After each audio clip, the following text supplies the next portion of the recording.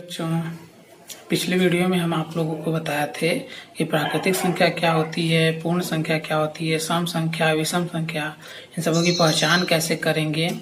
तो आज हम देखते हैं आपका प्रश्नावली 1.1 के जो भी सवाल है। ठीक है, तो प्रश्नावली 1.1 में सबसे पहला सवाल आपका है, बोर्ड पर आपको दिखाई भी दे रहा होगा। सबसे पहला सवाल है आपका अनुवर्ती संख्या निकालना है जो दिया हुआ है। सबसे पहले अनुवर्ती संख्या निकालना है आपका 9260 मतलब 9260 का। तो उसको लिखने का तरीका क्या है। कुछ बच्चे लिख देते हैं वैसे ही, कुछ चाहे जैसे मन करे वैसे लिख देते हैं। उत्तर ऐसे डाल कर लिखते हैं, उत्तर इतना। तो ये तरीका सही नहीं है, ऐसे नहीं लिखा जाता है। इसको लिखने का स्टैंडर्ड तरीका होता है। आप देखते हैं कैसे लिखा जाता है। ठीक है, इसको लिखेंगे 9260 का अनुवर्ती संख्या बराबर, क्या करेंगे इसमें, अनुवर्ती पूछ रहा है तो अनुवर्ती में क्या करते हैं, जोड़ देते हैं। तो 9260 की जगह कितना है, 261। ये हमारा क्या हो जाएगा, आंसर हो जाएगा। ऐसे लिखा जाएगा सभी का सभी। अब इसमें आप बाकी सारा कर सकते हैं। जैसे इसमें देखिए 3968 है तो इसका कितना हो जाएगा, 3969। ये है 4136 है तो इसका कितना हो जाएगा, 4137। 36 में एक जोड़ेंगे तो 37 होता है।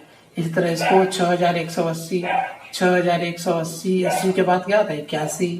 फिर अगला देखते हैं, फिर दिया है 36,989। तो 36,989 के बाद क्या आता है, 90। ठीक, अगला देखते हैं। अगला दिया है 5,12,387। तो लिखते हैं 5,12,387 के बाद क्या आता है, 88। ठीक, तो मतलब लास्ट वाले के जस्ट एक आगे है। अब इसमें 9 है तो इसमें क्या कर दें, 0।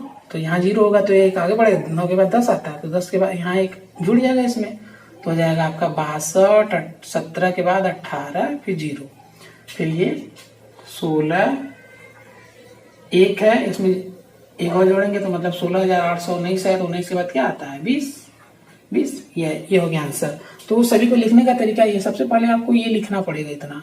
उसके बाद क्या करेंगे, वो जो संख्या है, मतलब यहाँ पर जो संख्या का करना है वो संख्या लिखेंगे का अनुवर्ती संख्या, यहाँ पर उसका आंसर करेंगे। ठीक, इसी तरह से करते जाएंगे। नंबर 2 देखते हैं। सवाल नंबर 2 दिया है, पूर्ववर्ती संख्या बताइए। तो बोर्ड पर दिया हुआ है, आपको स्क्रीन पर भी दिखाई दे रहा होगा, आपके सामने दिख रहा होगा, बोर्ड पर भी है। देखिए सबसे पहला सवाल दे रखा है कि 37,896 का पूर्ववर्ती लिखना है। तो इसी तरह से इसको भी लिखेंगे, 37,896 का पूर्ववर्ती संख्या बराबर, पूर्ववर्ती में क्या होता है, जस्ट एक पहले चले जाएंगे। तो 37,896, 96 से पहले क्या होता है, 37,896 से जस्ट पहले क्या आता है, 95। कुछ लोग इसको 96 भी बोलते हैं, तो दोनों एक ही बात है, 96 या 96। ठीक है, तो ये हो गया आपका। इसी तरह दूसरे को भी लिख सकते हैं इसी तरह, 97,854 का पूर्ववर्ती संख्या बराबर 97,854 से एक पहले कितना आता है, 53। तो ये आपका आंसर हो गया। इसी तरह आगे भी आप कर सकते हैं। इसमें से एक कम करेंगे क्या आता है, तो 59 है, 60 से जस्ट पहले क्या आता है, 59। तो हम इसको इस तरह से लिख सकते हैं, 59। इसमें 90 से जस्ट पहले 89, तो लिख देते हैं इसको पूरा आप लिखेंगे, ये नहीं कि सिर्फ लास्ट का 89। और उसके बाद ये 30 से जस्ट पहले क्या आता है, 29, ये आप पूरा लिखेंगे। उसके बाद ये कितना दिया, 10,000। 10,000 से एक पहले क्या आता है, 9,000, ये 9,999। ठीक, 9,999। अगला देखते हैं, तो इसमें 42 है, 42 जस्ट पहले क्या आता है, 41। तो ये पूरा आपको लिखना होगा, 41 ही रहेगा। उसके बाद ये कितना दिया, 28,000। 28,000 से कम करेंगे कितना आता है, 27,999। ठीक, तो आप इस तरह से सभी प्रश्नों को हल कर सकते हैं। चलिए अगला प्रश्न यह है 37,895 से प्रारंभ करके 5 क्रमागत अनुवर्ती संख्याएं बताइए। तो अनुवर्ती संख्या बताना है, तो इसमें क्रमागत पूछ रहा है, तो क्रमागत कैसे निकालेंगे? तो इसमें क्या करेंगे, जो भी आएगा उसका एक जोड़ देंगे, उसमें एक जोड़ देंगे। देखिए 37,895 के 5 क्रमागत अनुवर्ती संख्याएं ऐसे करके उसके बाद हम लिखेंगे कितना, इसमें एक जोड़ेंगे तो कितना आ जाएगा हमारा 37,895 के बाद कितना आता है 96, उसके बाद 97, फिर 97 हो जाएगा, उसके बाद फिर 37,898 हो जाएगा, फिर 37,899 हो जाएगा। कितना हो गया 1 2 3 4 हो गया, पांचवा 37,899 तो हो गया, उसके 899 के बाद कितना आता है 900, तो ये आपका हो गया 900। यहाँ तक आपका पूरा ये आंसर होगा। ठीक, तो ये आपका इस तरह से होगा। आपको ये ध्यान देना होगा कि यहाँ पर ये जो है ये 800 के बाद 900, 899 के बाद 900 आता है। ऐसा नहीं कि आप ये डबल जीरो जो है उसको सिर्फ जीरो बना दें और 8 को 8 ही रहने दें, ये तो गड़बड़ हो जाएगा। तो ऐसा नहीं करना है, ठीक है, ये गलत हो जाएगा। सवाल देखते हैं। चलिए ठीक, 5,96,380 से के 5 क्रमागत संख्या पूर्ववर्ती संख्या निकालना है। तो इसमें वही करेंगे सेम इसी तरह से।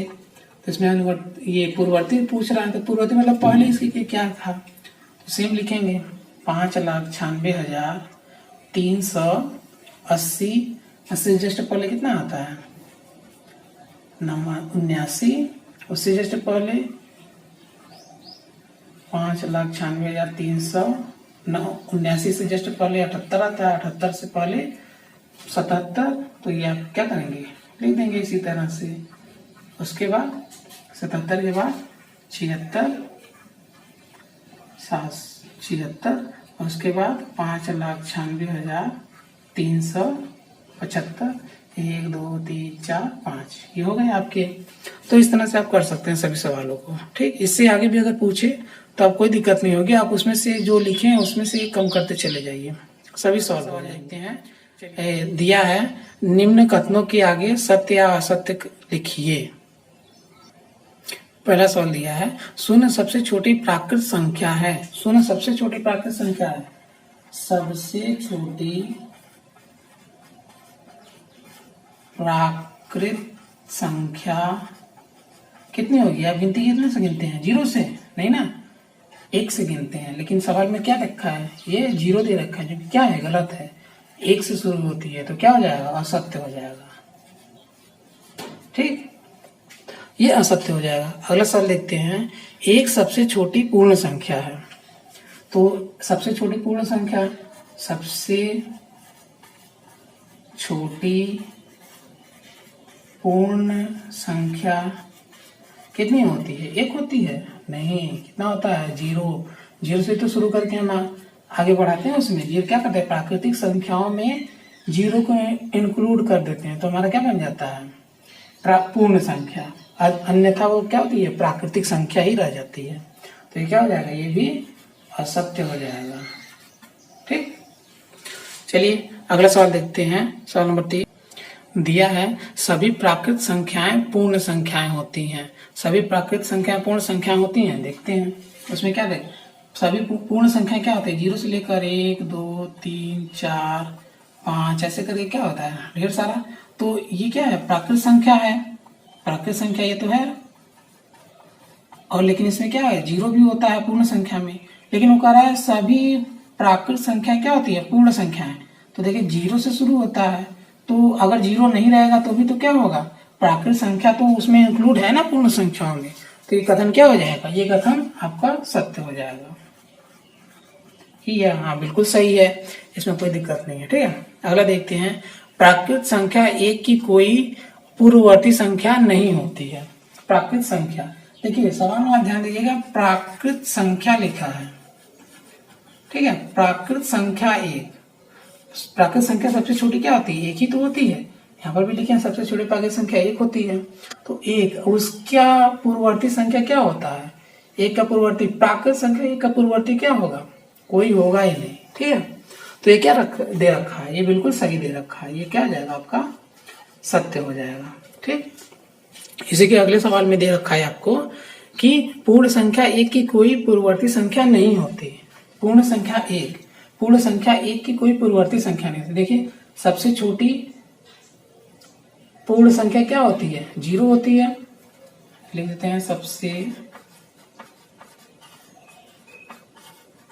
छोटी पूर्ण संख्या क्या होती है? 0 होती है। लेकिन सवाल में दे रखा है कि पूर्ण संख्या एक की कोई पूर्ववर्ती संख्या नहीं होती है। तो लेकिन क्या है, एक का अगर एक में से एक घटाएंगे तो क्या आएगा? 0 आएगा, जो क्या है पूर्ण संख्या में तो आपका 0 आता है ना, तो ये क्या हो जाएगा? ये गलत हो जाएगा, ये हो जाएगा हमारा असत्य। ये हमारा असत्य हो जाएगा, जो दिया असत्य। ठीक, तो इस तरह से आपका प्रश्नावली एक दूसरे खत्म हो जाएगा। अगले में हम देखेंगे आपका जो योग से रिलेटेड जो नियम है, और इसके अलावा जो प्रश्नावली में जो सवाल आते हैं आपके, उसको भी हल कर लेंगे साथ में ही। ठीक, धन्यवाद।